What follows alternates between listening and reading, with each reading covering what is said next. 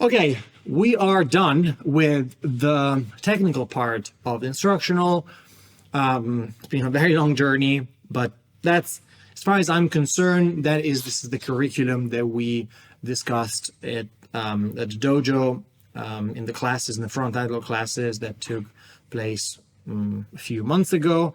I know it's a lot, but it's very important for you to train it regularly. Now, how do you train front headlock? Obviously, you can drill, you can study the position, you can study the details. That's all very important. But it's also very important that you develop a feeling, a sense for it. Because at the end of the day, it's a position that involves quite a lot of, there's a lot of movement involved. It's a quite dynamic position. So with lots of level changes and lots of different options. So it's very important that you learn how to play specific games to get better at front headlock, at chest to back connection. So let's talk about a very first game that you might want to play with your partner. So these are non-zero sum game, meaning there is winning conditions only for the bottom player. Okay, it's not like a zero sum game in which for someone to win, someone else has to lose. In this case, winning conditions are only for the bottom players. So what's my goal as the top player? My goal as a top player, it's just to keep a chest to back connection. Okay, I don't care about locked hands, unlocked hands, chest lock, over, under, double over. It's fine. Keep chest to back connection. My other goal is to keep my partner's head underneath my chest, keeping this sort of constant chest pressure to fatigue my partner's head. And my third goal is just to keep my partner's hands on the floor. Remember, hands on the floor are not hands on you, okay? Partner bears weight with his hands. This is a partner who's going to get more tired. So the game is very simple. You just want to keep some connections with your partner. Keep the head underneath the chest and the hands on the floor. What are the bottom player's goals? Again, very simple. He wants to stand up and take his hands off the floor. Then he wants to start clearing the connections, however it is that he wants to do it. Now he likes to roll. Now he can take a 2-on-1 and take his head out, whatever the case might be, okay? Or vice versa, he can break the connection while turtle. He can start breaking the connection 2-on-1. He extracts his head from the front headlock, and now he builds height, and now his hands are on the floor, off the floor, and there's no connection. So that's a very easy game for you to play with, so that you don't get stuck and obsessed with details. This will come later, but for you to develop a sense, a feeling of how to keep chest to back pressure in front of the elbow. So this is a first connection game. Awesome. We keep on rolling, I think. And Yeah. Just go for... No, it's 5 minuti, eh? Sì, al volo.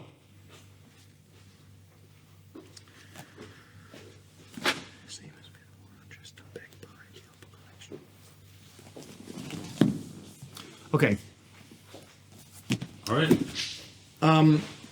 Okay, now we talk about the second game, which is a go-behind game. At this point, we learned how to keep chest to back connection.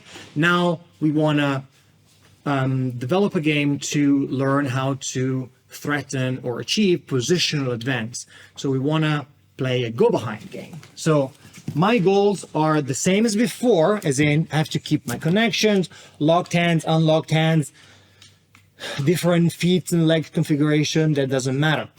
At this point, my goal is to achieve chest to back connection behind the elbow. However it is that I want to do it.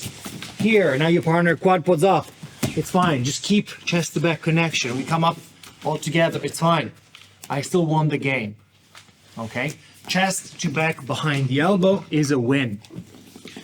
His goals are exactly the same. He wants to keep his head underneath, he wants to free his head from chest to back pressure, for example. He wants to keep his hands off the floor, keep me obviously in front of his elbow. Obviously, he doesn't want me to go behind. And then he wants to clear the connections. So that's a very simple chest to back, go behind game that we play regularly in the dojo classes. Nice. We keep rolling. Third one. Last one. Yeah. Third one and then an outro or what? Let's do this and we think about the outro in a second. Okay. Okay, so we're talking about specific games to develop chest to back in front of the elbow. Now, the third game that I would recommend you guys to play is a head and arm game. Now, we talked about keeping chest to back pressure, we talked about go behind, and now we talk about locking head and arm. Now, the goal is very simple. My goal obviously are all the same as before, as in keeping his head underneath my chest, keeping this connection, keeping his hands on the floor. This never changes. My goal now is to lock any sort of configuration. It doesn't matter, okay?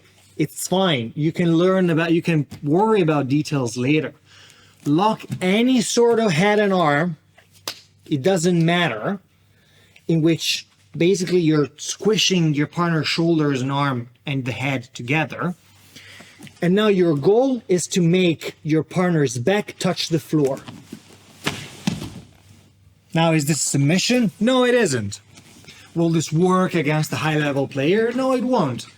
But if you're a beginner, that teaches you a valuable lesson. It teaches you this rule of elbow and hip. It teaches you how to crush the arm and the head together, and it teaches you different grips. Over time, you will find out that there are grips that work better than other, and you can go back to a technical part of this instructional and kind of see, it's like, oh, okay, that's how you're supposed to lock the hands. But you already have a movement framework in which you can start plugging specific details for specific positions.